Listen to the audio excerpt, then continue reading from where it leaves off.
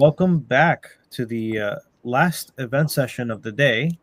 Uh, a heavy and weighty discussion that we're going to be having in this topic. It's going to be a panel discussion on social justice. So, with me today, we have three lovely panelists that I will give the microphone to so that they can do a little bit of a self introduction. They'll let us know who they are and some of the work that they're presently focused on. We'll start off with Amina. Amina, could you give us a little bit of background? Sure. Good afternoon, everyone, wherever you may be. My name is Amina Shakeel. I recently graduated from the University of Connecticut. I studied human rights and sociology. So human rights, self-explanatory, sociology, group behavior. And so that's what brings me to this social justice panel.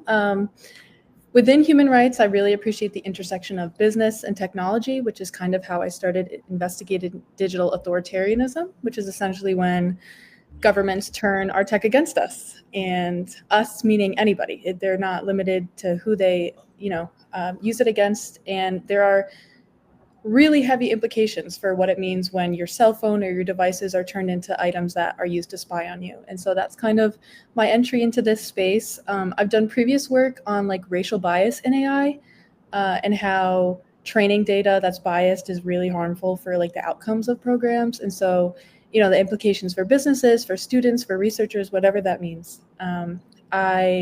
Outside of school, I work with refugees and immigrants. I teach English, and I just really feel connected to the people whose voices aren't necessarily heard. So that's why I like to use my space to kind of shed light on them. Yeah. You have my vote, Amina. Vote for Amina.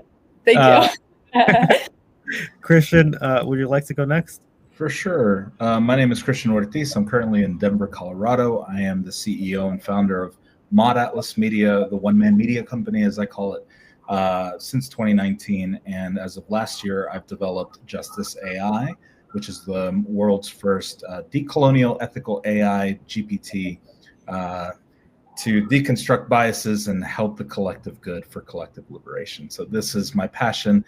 And like Amina, I was at the crossroads of entrepreneurship and social justice. And while I'm trying to dismantle the system, I ask myself, how the hell do I do this realistically in a world where we're driven by capitalism? And so the goal for me is to redefine how we look at business and social justice collectively as a whole around the world. And so challenge accepted. Thank you, Christian. Savneet? Hello, everyone. My name is Savneet Singh, and I have a bad throat today. I am a visiting faculty at Emory University here in Atlanta. I am teaching ethics of AI, grad, undergrad, and I'm also teaching similar course to leaders like managers, middle layer kind of stuff with California State University. That's going to be an online course starting soon, fall next year. I think fall next year. I work for Google. That's my day job. Anything I say or express today does not represent my company. I'm so excited to be here and looking forward to our discussion. Excellent. Well, I hope that this self-introduction gives a backdrop and some context into some of the elements that we're going to be talking about. We're going to be diving into the critical and evolving relationship between AI, political power, and human rights. And like I said, for me, this is a loaded, very diverse, very, filled with a lot of minutia. So I'm excited to dive into the details. Perhaps we can start about talking about how power is distributed, especially with the prevalence and adoption of AI technology or technology at large. Anybody grab the mic and get us started? For sure. I would like to go first, if I may. That is a fantastic question, one that I struggled with that I didn't realize was the actual problem at play when getting into ethics and AI, is you discover who's creating these systems, who holds the power. And when we talk about who holds the power, terms like the global north and the global south are not terms that are so popular in our conversations and socially, unless we're doing the work. I find that a lot of people are like, what do you mean by the global north? Like Canada? And I'm like, and so understanding, taking a look at companies like Google and all of them in North America and Europe who are running these OpenAI, who are running all of these AI companies, just to name two out of the many, and then how they impact the global South, which are the areas that don't have such a loud voice in the game, right? Latin America, South America, even India, Asia, all these other places, these non-Western countries. And so to your question, the power, it's important to identify that alone to understand what the foundation of what we're doing in this space is. I mean, also, were you finished, I am Christian? so finished. It is all Okay. you, my friend. I also wanted to talk about, or rather, bring this up, the theory of distributive justice, right? What are people doing in what part of the world, and how are resources distributed? That goes back to technology to a large extent, because as mankind, we have evolved so much and so much dependent on and technology. So that plays a key role. That day I was reading somewhere. So just a little example, how one of my queries, like I figure out a prompt and I send it to Gemini or Chat GPT and whatnot. The kind of energy that would be consumed by one of my prompts could be used, within a country like somewhere in Africa, Indonesia, or somewhere, that can be utilized to power up. Not saying that just one prompt, but I'm saying that misalignment in the ratio of that distribution and how these resources are being utilized is really unfair. Yeah, I'll just echo that. I think the people who are in the spaces developing these products and also in the spaces that are curating the materials for these products, all the minerals that go into the batteries, all the water that's used. I mean, the statistics that have come out of just how much water is used for one prompt, it's immense. Like that water is coming from somewhere, from some community, they're losing it. And so I think I think there's a tendency to jump into the power of AI as, just blanket good, as something to use to learn. But the behind the scenes is a lot more involved with like marginalized communities than I think people would appreciate. Earlier, there was inequality between income and wealth distribution and whatnot. Now there is another layer of this disparity among haves and have-nots. It goes both for people on people level as well as on the country level, right? So we are like, Christian, I think you brought up North America or this side of the world, and the rest of the world. How are they leveraging technology to their advantage? There's a huge disparity, and we are, like, I think, widening that gap a lot. Absolutely. And I think when we get into that conversation, when we reveal those realities to the average person who's not in, and I say average, the individuals who are not in tech, who don't understand the inner workings of all of this, the first thing that comes up from what I've noticed is they say, well, what am I to do about it? What can I do about it? I don't like it, but what can I do? And I think what happens ultimately in the grand scheme of this conversation is we as a society have found ourselves in a state of awareness where we are aware that there's bias in AI. We're aware of the extraction of data and all of the inequities that are occurring in the global South that we are taking from these countries. But there's never been a solution, and there's never been talks of a solution. And we kind of get lost in the awareness rather than, well, what can I do to bring a solution? And that's kind of what drove me to create Justice AI, was to identify the problem and say, well, what can I do? So I created a framework, and I'm trying to work with city governments and universities and just try to say, you may not be developing AI, but you're using AI. So you have to take a look at how to do it ethically at the very least, right? Low-hanging fruit. I appreciate you guys, the collective panelists, discussing the dynamics of power and how it's been evolving as technology also improves over time. I think key examples are in industrial revolutions. The perceived value of the individual has diminished as machines have had bigger or higher level capacity to produce goods and services. That's sort of the movement of ideas, I feel. And now in the information age, we're transitioning into a different time period where you're no longer reliant on people to create or rehash information, and that in itself is creating another revolution of imbalance, right? Before, the people that controlled the printing press could control the narrative and the minds of people. Now we're moving to another stage, which I don't even know how to grasp fully or articulate what that looks like. Um, but as we said in two different ways, it's have versus have nots in some respects, but it's also in the governmental phase where some technologies are used to enhance or repress certain ideas because it's convenient for those in power to remain in power, right? Keep those imbalances in check. Um, so, is there anything we want to address in that field of suppression of information, or monitoring of populations, or eroding democratic freedoms? Feel free to jump in. For me, oh, go ahead, Savneet. No, absolutely.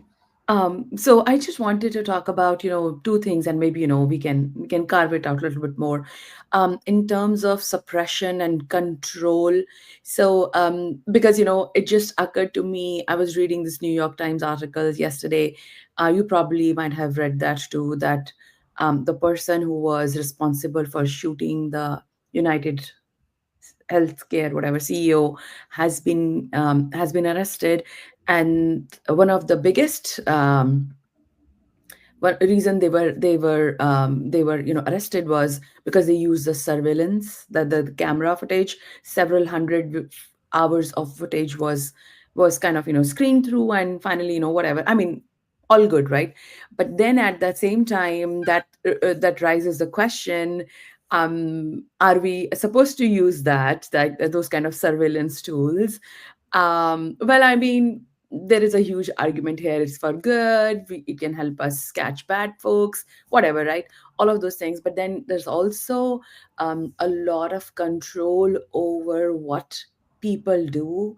These facial recognition systems, the vast camera network. I know that, at one point, I'm not sure now, but at one point, New York City was using camera recognition, like, sorry, facial recognition, almost on major intersections, where, if I'm driving in my car, they know where I am. So those kind of things, right? So that that monitoring, or, if I'm using my social media account, they know where am I or what I'm doing. So all those things, biometrics collection, airports and all that, and then geolocation tracking, all of these are in some way tools to control, right, citizens. And then you also touched on the information control, right? The censorship of internet. Not saying that everything should be let out to citizen unfiltered, but that's where, also a lot of control comes in from private sector, right?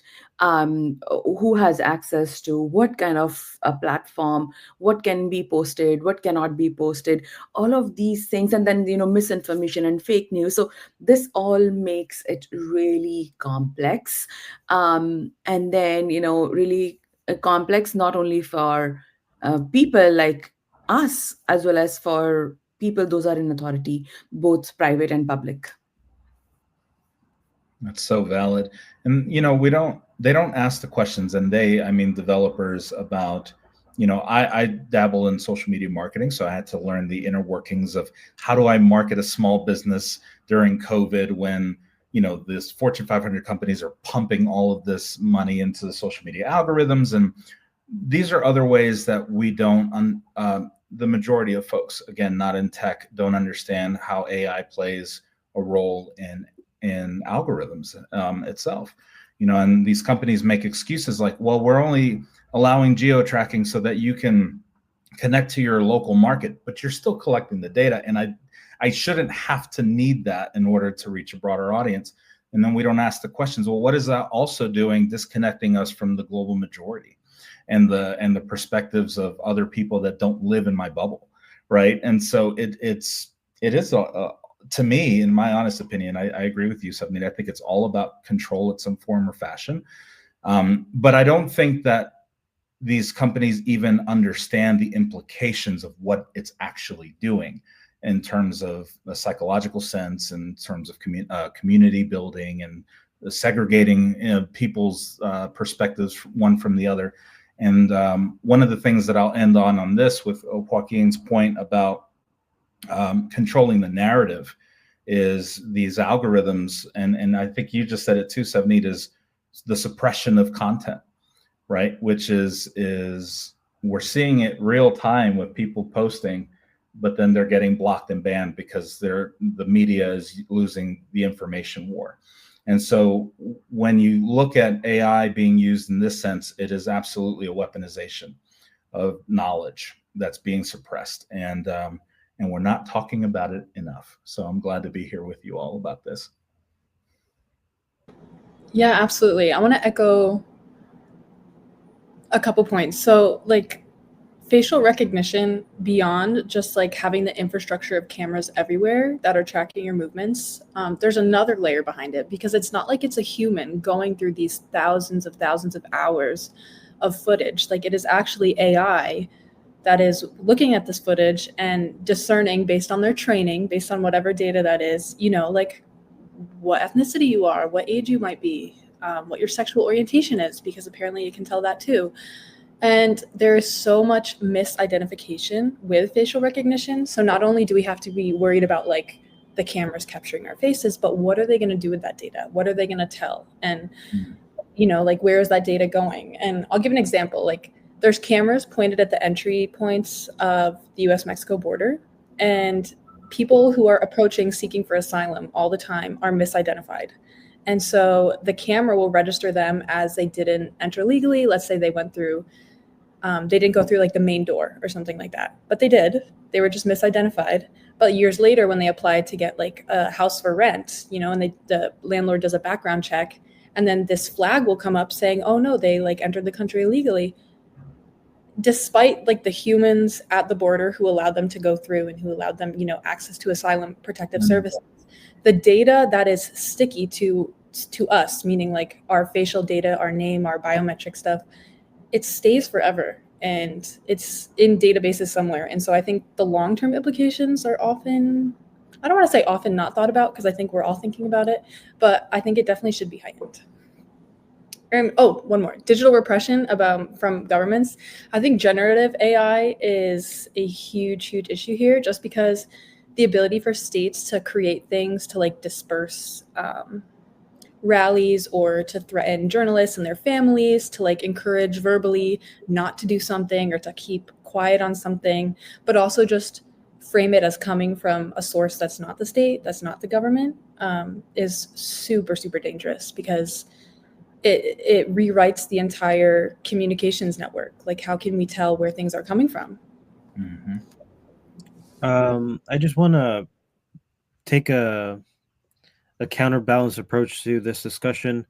I don't want to deliberately shape the conversation one way or another, but I do want to make sure that we have a balanced viewpoints as to the importance of having some of these things. I fiercely enjoy and advocate for individual autonomy and freedom and all these things, but I recognize that the individual freedom also has to be balanced alongside the collective good, right? Like if we do not collect this information and there is a domestic or foreign terrorist and they do target critical infrastructure, can they destroy our energy grid? Can they hurt our food supplies, our water supplies?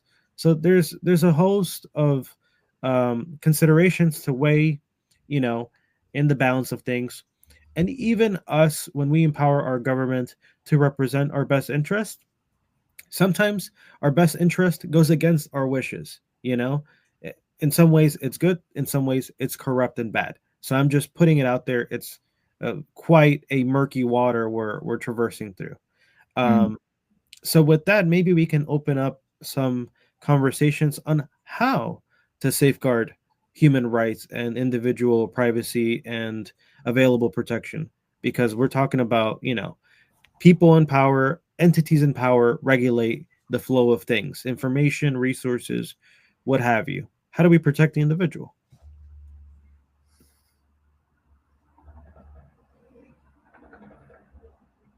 It's a really good question. I think when we're talking about these systems that scare most individuals who are not in tech and who don't understand the inner workings, I think it is so imperative now more than ever, even for our audience who's watching, if they are experts in their field as well or who have something to contribute to the conversation. I think it is most imperative now more than ever to open these conversations to help educate individuals from a granular level that makes it relatable and opens the doors and inspires. We can't control what people want to learn and what they don't want to learn, but if we can inspire them to learn and to really deep dive into things and always provide resources that they can go to. We are in the age of social media. I think it's all of our responsibilities to always open those doors for people, especially when we know better. And so I think ultimately, I say all that to say that it's really case by case by the individual, but I think there is a collective responsibility of experts educating those who might just be AI. I'm freaked out. I don't want to know anything about it. And then I think the question is how do we make it safe for people to learn about it and to protect themselves, right? Because with safe spaces, it requires brave spaces. And unless we're not brave enough to take the step, then we're just going to keep repeating the same stuff in our society globally. That's just my take on it. I don't know. It's a loaded question, right? And it is a big problem. So I think that as a society, when we're talking about collective liberation and being experts in our fields collectively and respectively, however we administer our learned knowledge that we've acquired for so many years, we each have such a massive role to play in so many different ways, right? So the question for me is, what does that look like for all of you, right? Like, how do you get involved?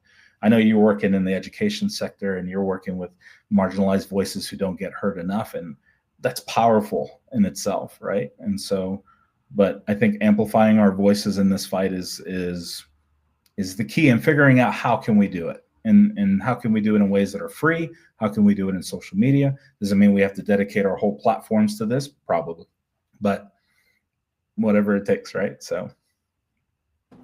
Yeah, I really appreciate that you brought up accessibility, because I think that's essentially the root of holding perpetrators of, like digital abuse accountable, and making sure that communities know that there's a potential for danger. They know where to go to report it. There exist labs at universities, like at the University of Toronto, where if a journalist gets something suspicious sent to their phone, they'll send it right to the lab and the lab will investigate it. They have researchers working on it all the time, a specific spyware, because they know that this happens all the time. I think some sort of accountability mechanism that is approachable, accessible, not just online, but maybe people could go in person, available in different languages. And I also think businesses have a huge responsibility to due diligence and to not only creating committees that are responsible for looking at, rights violations in their supply chain, wherever it may be, but people also held accountable for following up and reporting on it and actually delivering something. Because I know that there are so many instances of problems recorded, but in the hullabaloo of everything in this world, it gets, just covered in other more pressing issues. And so justice is unserved everywhere. So yeah. I love it. Yeah, beautiful. Yeah, very, very beautifully said. So just piggyback, probably repeating that. So earlier, everybody was talking about digital literacy, but I think it's time for us to have AI literacy. So I'll just share this example. My local high school, one of the teachers just reached out to me and said that, hey, could you come to our school and talk to our students about misinfo because they are the biggest consumers of all the social media. So I was there, and as you can imagine, these young minds, they were, of course, distracted. But the point I tried to bring home for them was that whenever you look at something, think about it. If it's like bringing a lot of emotions, happiness, anger, anything, excitement, just pause, right?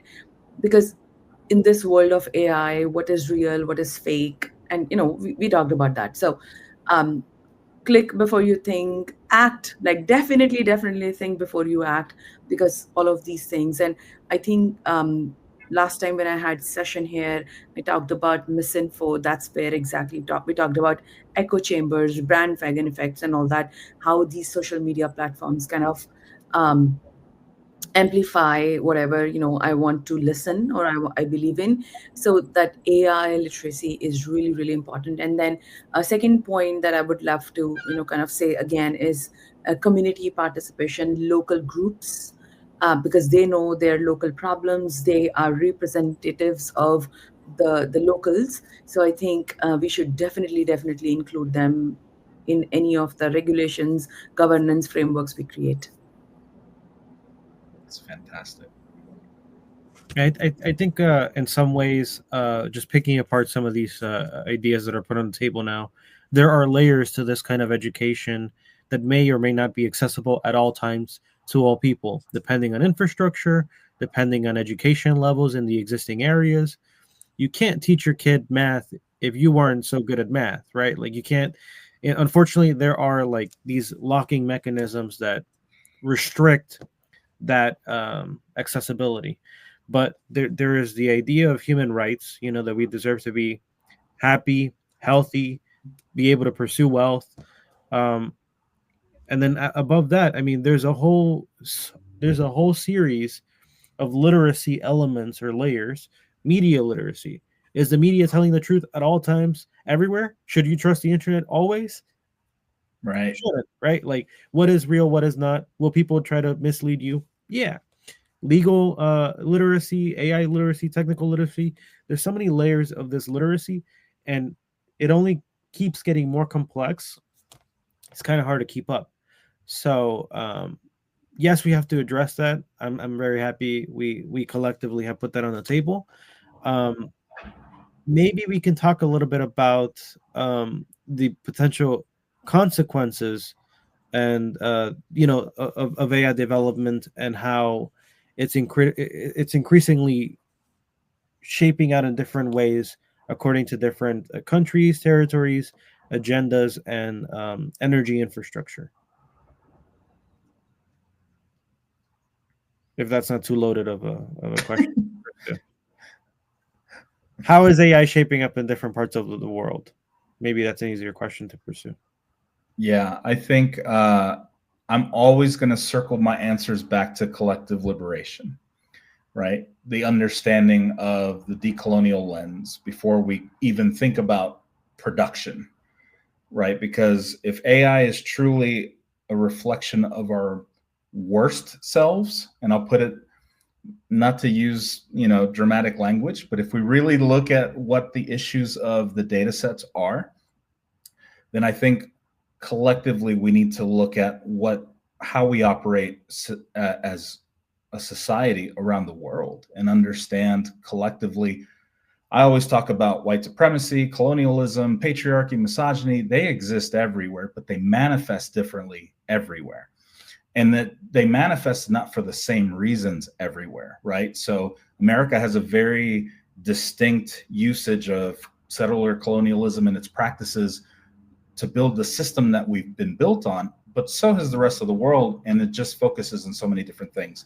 So I think before we talk about even development, I think we need to really look at how we operate as a society and work on bettering ourselves, because otherwise, what does it matter? Ultimately, you're still programming everything that you've been fed, right? And when we're talking about this concept of social gardening, where you're unrooting all of the things that we've learned. That's the goal, is you'll learn everything that we've been taught. And the way I always tell my students and the people that I'm educating is, I use myself as an example. I grew up in a hyper patriarchal, misogynistic Latino household in the United States, where it was very toxic. And I was experienced colorism within my own family because I'm half Mexican, half Puerto Rican. And my Puerto Rican side was like, I said, Mexicano, he doesn't look like us. He doesn't sound like us. So I dealt with a lot of interesting dynamics that I had no idea what was at play growing up. We don't know these things. And so I grew up repeating a lot of dangerous rhetoric or misogyny or patriarchal beliefs or racism or discrimination in my own, coming out of me. And then when it's time for me to deconstruct, because I'm learning and I've been exposed to the reality of these systems at play and how they impact us, and I realize I've been a douchebag for the last 30 years. And then it's like, oh my God. And this is what we go through as a collective process as humanity. But we've adopted this concept of, well, nobody's perfect. Well, obviously, but what are we going to do about it? That's not an okay place of awareness to stop, right? Nobody's perfect, but how can I be better?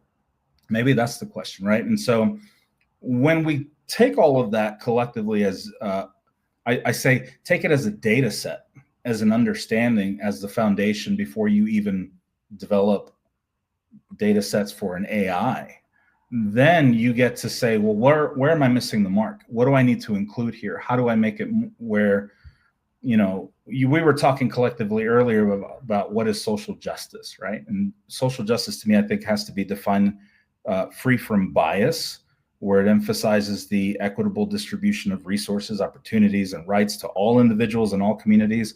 But we weren't raised that way. And so I went on a whole tangent just to say that, to your question, when we're developing AI, I think most importantly, we have to take a look at how we operate as a society so that we understand how to develop better. If that makes any sense at all to Yeah, I mean, it does. I'll just talk a little bit about the other facet, other side of it, maybe, where we talk about countries, right? We can talk about Russia, we can talk about China, we can talk about US, and then we can talk about Sudan.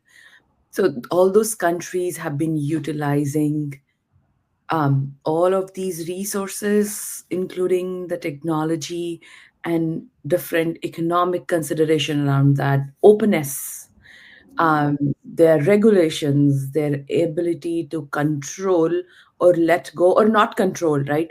So all of these also shape up how it affects individuals living around that area.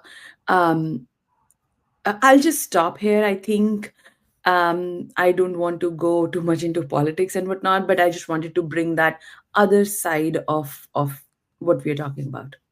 Absolutely. Yeah, again, I think it's just going to be super difficult to educate people about AI. People meaning young people, old people, wherever they are, in communities that are impacted because AI selected their community from like a satellite map about where the best place to mine some resource was. So now they're all going to get displaced. And it's important that they have an understanding of the digital infrastructure that is uprooting their lives, but that's really hard to ensure if they don't have any digital tools.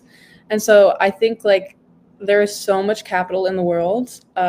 We have a responsibility to distribute like futurist technology as much as we can, just to keep everybody updated, because we know that like people who are living in refugee camps, people who are displaced by armed conflict, they're already years behind in education.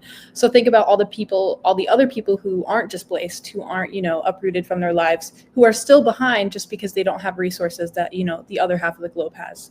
And so again, circling back to accessibility, but yeah, like, preparing for the plight of digital infrastructure without having it in your community is going to be super difficult. Can I say something? And it's going to be controversial here. So when I think about the philosophical side of it, right? So we are living in West, and we have everything going good, right? So just consider the black box, right? I mean, somebody living in a refugee camp, right? We have war going on in several parts of the world. They'll be like, "What? What are you talking about? What is that? What the hell is this?" Right? Sorry about the cuss word, but they are worried about if I will be able to eat dinner tonight, because not that I don't have food, because if I will be alive, right? So does that mean that we slow down again, devil's advocate? Does that mean that we slow down the positive progress that we are making with AI? I know that you brought it up, right? The all the goodness that AI brings with it. Does that mean that we slow down ourselves because we want to be empathetic, or there is other side to that, or do we utilize all the goodness in the right way to help people those really need it? So I'm just putting it out there and see how it lands. I just want to say that yes, there is so much going on in the world and we need to balance it up. How do we balance it up is all I'm bringing here. Yeah, I appreciate that so much. I'm sure y'all are aware of like the letter that came out from, I think it was the founder of OpenAI a couple months ago, asking for like all AI developments to be halted just because we were moving so fast. I AGI, think, yeah, like it's helpful to talk about, oh, let's slow down production, let's pause development, let's let everybody else catch up. The realist in me knows that there is going to be some developer in their home lab who is going to keep developing and is going to keep on pushing on.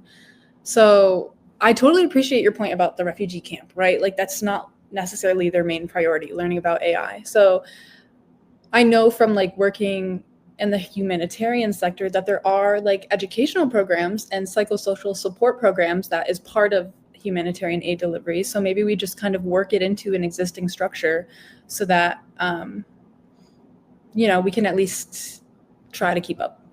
yeah.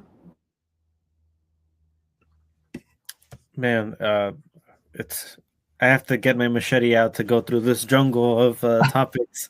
But yeah, I think it's an interesting perspective to explore that technology and research and information is akin to Pandora's box. Pandora was this very curious, uh, carefully constructed girl that she was given a box and told, "Don't open it. Anything that comes out can't be put back in." And that was the very dilemma that the gods wanted to employ on the human race, so that she would release all these chaotic things.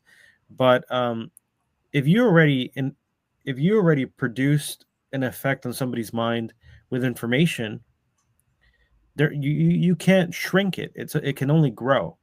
So how is it fair to say, oh, you don't have access to this, or that person doesn't have access to this? We're all going to stop and wait for you to catch up. Investing in infrastructure, investing in educational programs, sometimes is intergenerational efforts, right? Like you have to construct power plants, you have to construct Wi-Fi or telecommunication sensors, you have to construct schools and teach a generation, have them teach their kids. Some of these things are not realistic for us to think about. Like Amina saying, it's not realistic, but we should do our very best to make these mechanisms that already exist employ some flavor of this, so at least they're not completely alienated from the global economy, right? Because now we're no longer in isolated countries. Now we're in a global economy. Especially with that presentation that Helen was saying, you can clone yourself and immediately you can speak more than 26 languages fluently. Amazing, scary, but amazing. So, there's this element of fear because it's all very new. And anytime that I think you get into a situation where you lose control, that's where it feels uncomfortable. So, are there any observations in your current work where you're seeing this fear kind of manifest in the people that you engage with? And what are some of the tactics that you are using to kind of subside or placate those fears with information and resources? It's interesting using my AI to bring it into especially Latino communities who want to learn more about the inner workings of their own communities, because it looks differently. And especially the Cuban community, I've been working with a lot of them because they don't understand the impact of US intervention and how it painted the political systems that they had to deal with growing up. So they come to America thinking that, the United States has, it's the land of the free, and we don't have communism and socialism, but they don't understand what caused the corruption of their system. So there's a lot of pushback with the information they gain when they're deconstructing with this, and they're like, well, where's this coming from, and how do I know it's real, and where's who's making this up? And they think that it's truly like it's challenging their very core. And I think it's just part of that grief process of the dying as you reconstruct yourself, right? You're feeling all the emotions when you start breaking down. So that's just one example of how I'm seeing communities specifically react to the unknown and this new data and this new information. And so I think we also have to take into consideration the ethical understanding of, are you ready for this also, right? Where are you in your life to be able to ingest new information? Do you have the spoons to be able to digest what's being fed to you, right? And so it's been very interesting on my end. Yeah, I'll agree. I've had a few conversations with people on campus, so granted enrolled in an undergraduate or grad program, who are very clear that they have no interest in learning about AI because it scares them. They're just like, they want nothing to do with it, because I think they appreciate the potential power of it from a distance. Granted, I think there's so much importance in just like accepting that it's here and that we can't necessarily avoid it, because even if we want to avoid it, it's going to be creating things all around us in this like world. And so, when I talk to somebody, and I do AI research, so I'm like, oh, that's interesting. Like, no, I think it's, worth looking at, worth considering. I guess I would kind of try to appeal to their like discomfort by saying, well, it's probably in your best interest. But, again, you can't really like force people into a space they don't want to be in. But yeah, like I've met multiple people who are just outright, oh no, I don't deal with that. I don't use it. I don't consider it. I don't validate it, whatever it is. And on that note, we don't realize, but we are using it like every day. Like when you write Gmail, you'll say hi, and it will type the last name. It's just a very super simplified version of Netflix, like Amazon, all the ideas, or the what do you call that? It gives you idea, right? Recommendation. Recommendations. Thank you for the word. Yeah. So that those are simple applications. So I have also met another group like super enthusiastic about. So there was this class when they shared bunch of music generators, right? AI music generators with me, and I was like awed by their power. So that's like whole another group. And then one of my sisters, they're like, so that was the first time she was using chat gpt, and she said she runs npo, right? So she runs this npo, and she said, can we use npo income for personal expenses or something, some very simple query. And it says, yes, if you can do this.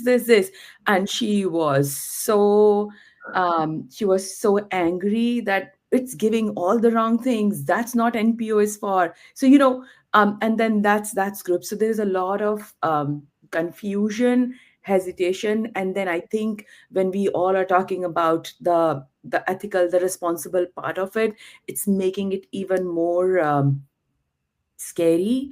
People don't know what to do.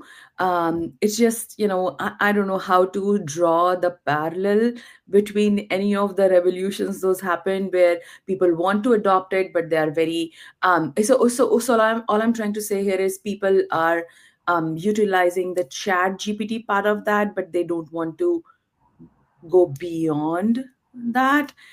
Is what I have been observing a lot.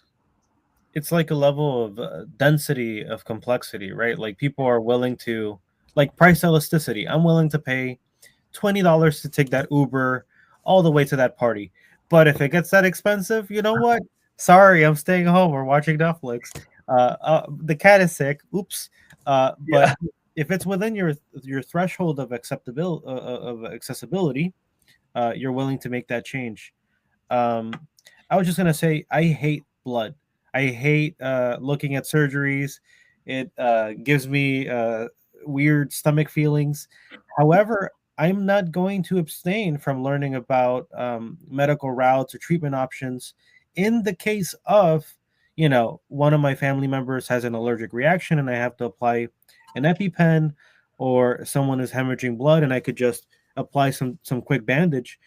I am not going to abstain from accessing new information because I feel uncomfortable with it if I understand what is the outcome or benefit in the potentially life threatening, or I guess in social economic mobility scenarios, right? Like, I guess that's the framing of it. This may not necessarily be something that saves your life. Maybe, I don't know, maybe, Never but know. it could impair your ability to move and get a promotion or get new jobs as things are evolving, and people, especially people that are equally as uneducated, are now coming up with job descriptions saying, all right, you have to know AI. But okay, do you know what AI is? No. You have to know what it is and tell us what it is. Okay. um so yeah, let me go back to the agenda of discussion. We're talking about all this misinformation. I think Savneet, in some ways or another, we want to look at technology as if it was alive. Like, the wind blows the tree and the tree shakes. We're gonna personify the trees waving and welcoming me. But I guess it's very hard to decipher that it's really just a mathematical equation underneath the hood. Have you guys engaged with any kind of educational programs or anything that kind of breaks this misinformation apart, or are you seeing a lot of people socially accept the idea that ChatGPT knows you? It's your assistant. It talks to you, and it remembers the relationship that you have. What have you been seeing on ground? It just, I'll just go back to, what, others have also echoed, that it's just mixed emotions. So some of the I would say Gen Zers, they are like actually onto it and like killing it. And some of the Gen Zers, like Amina said, they're like, not so much.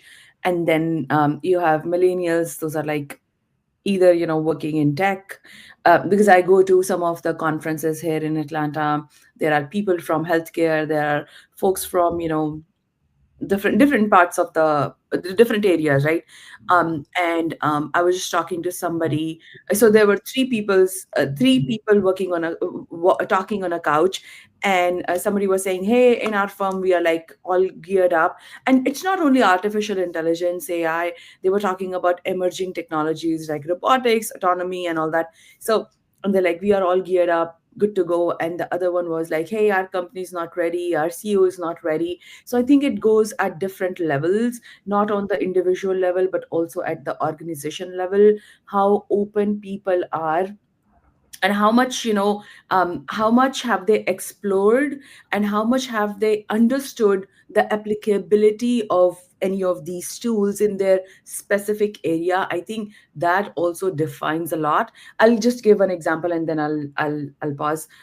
So I went to this hairdresser and I just asked her, hey, there are some tools, you could use that to kind of find out the best hairstyle for somebody. And they're like, I'm not sure what you're talking about. And then I went to another salon like 7 months ago, 6 7 months after I did that. And they're like, oh yeah, do you want to use that? Let's try it on you. So that kind of, cultural shift. So I don't know what to think about right now. But yeah, there is a lot of disparity for sure. Mm. My partner has a neighbor across the street who was exposed to ChatGPT. She's a mother of 3 teenagers, and I said, Mom, check this out. And of course, her mind was blown, and she was like, oh. And then when she found out what the work that I was doing, identifying biases within AI, she was like, what do you mean? And I was like, what do you mean? What do I mean?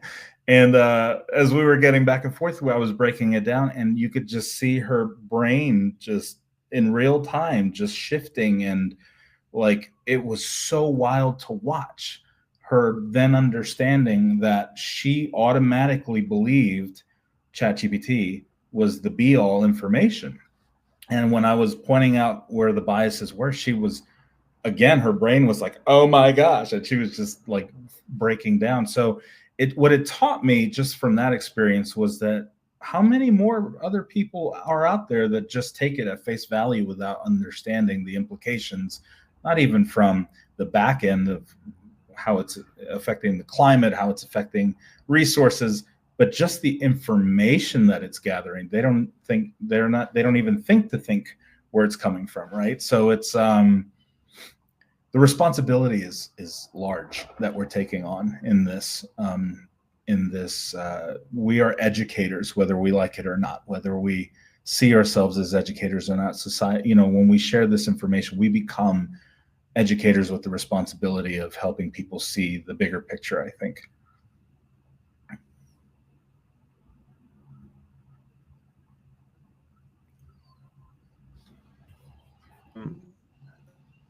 Amina, is there anything you'd like to add to that, or on to the next question? Can you just remind me what the question was again? Anything you've seen on ground that is sort of showing the disparity in reactions to generative AI? I will say my parents are educators, and so they're kind of living the impact of students submitting work by AI. And so I know that like school districts are actively like writing policy and determining how to respond to it. So I think in like some environments, it's very new in that sense still. Yeah, I think that's it. Talk about the fear, right? In right. Education, they're losing their minds. Yeah. But talk about like the opportunities that there are now too for people like us who have the information to be able to go into a school district and say, hey, you need help writing policy on this? I got you, right? Yeah. Right. How do we shift the narrative from being afraid of students using it to how do we create activities for students to use it, and how do we engage their brains and thought processes to see what's real, what isn't, what's biased, what isn't? Exactly. There's so much opportunity out there. Yeah, it's a wonderful space for like misinformation lessons and digital literacy. It seems like an easy entry into that, but I don't think we're kind of capitalizing on it. We're not there yet. Jumping on that point of misinformation, and also that psychological permeability, like do I accept this or not, and different generation attitudes. Someone previously presented a healthcare example where they're developing a clinical assistant that is supporting smaller offices. And he noted through his insights, some of the younger doctors with their lack of experience were more reliant because of their lower confidence in their own knowledge and experience and ability to resolve something. So they immediately attached and started using the tool. But then the more senior doctors had the other effect where they're like, let me see how many holes I can poke in this thing before it breaks. If you're going to come take my job, pry it from my cold, dead fingers. So I find it to be fascinating. But it begs the question, who is responsible for setting up these guardrails and being very explicit, not just saying, hey, responses may be inaccurate here or there. Who is responsible for saying, if you smoke cigarettes, you get cancer. If you use generative AI, you're going to get non-factual information. So how do we enforce that? Is it the government? Is it us advocating to each other? You're not going to get the whole truth or partial truths. You may just get things that sound right. What are your thoughts on that? From a developer standpoint, I actually got into a really in-depth conversation with a friend of mine who's an officer in the Air Force, and he was connecting me to the medical side of all of these people who wanted to adopt a GPT for their medical practice. And so when I was like, if we're going to even talk about this, we're going to need to bring experts who can understand how to regulate processes in the back end to ask the right questions before we even get started with anything of collecting data and figuring all that out. And so the questions that came out of that were, and they were all in the medical field. They needed, this information has to be approved. It needs to be approved by physicians, whoever provides approval for physician information. And just like they would for publishing a physician's manual or book for surgeries or things of that nature. So there are sets of processes that would have to go in place for sure. And I think that it would have to, it is just, I think everybody can do it. I think they just have to think through the ethical lens of it to be able to say, well, before we even start this, like, let's put all the processes in place. Let's gather all the right people who are willing to contribute to the ins and outs of this, to be able to make it a safe practice and to make it smart, and work with developers to give it up-to-date information, that all the information is approved by medical experts or what have you. Forgive the noise in the background. Big City Live. So I think, to your question, Joaquin, I think anybody who's an expert in their field can do it, as long as they are mindful about the approach, right? When we talk about real ethics in these systems, I think it approaches everything. And I think you have to really dissect it to the most granular level that you can to make sure that you are meeting everything that you need to meet.